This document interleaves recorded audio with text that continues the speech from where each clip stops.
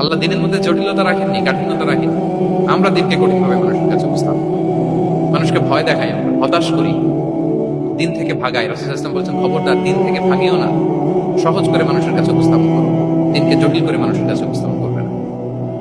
তো তাহলে কনসিডারেট ছিলেন রাসূল ইসলাম, খুব উচ্চ বিবেক সম্পন্ন ব্যক্তি ছিলেন।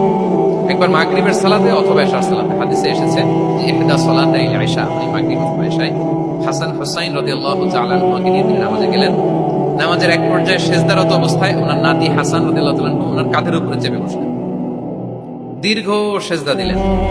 এরপর যখন নামাজ শেষ করলেন, সাহাবারা বললেন, ইয়া রাসূলুল্লাহ, এত লম্বা সেজদা দিতে তো কখনো দেখি নাই, নামাজে কি অসুস্থ হয়ে গেলেন নাকি, অথবা নামাজ চলা অবস্থায় কি কোরআনের আয়াত নাযিল হলো নাকি? রাসূল সাল্লাল্লাহু আলাইহি ওয়াসাল্লাম বললেন, কুল্লু যালিকা লাম ইয়াকুন, একটাও না, বরং ওয়ালাকিন নাবনি তাহালানি, আমার নাতি আমার কাঁধে উঠছিল। ফাকারিহতু আন উআজিলাহু হাত্তা ইয়াকদিয়া হাজাতা, আমি সেজদায় উঠতে গেলেই তো ও যে খেলতেছে এটা ডিস্টার্ব হয়ে যাবে, সো ওর যতক্ষণ না ওর খেলা শেষ না হয় আমি একটু ওয়েট করতেছিলাম। তার খেলাধুলা শেষে তার সময় যখন হয়েছে নেমে গেছে, আমি তখন সেজদা থেকে মাথা উঠিয়েছি। কি কনসিডারেট ছিলেন দেখেন, কি উচ্চ বিবেক বোধ সম্পন্ন, অন্যের যাতে কষ্ট না হয়, অন্যের যে কোনো কনসার্ন, এগুলো সব তিনি খেয়াল রাখতেন।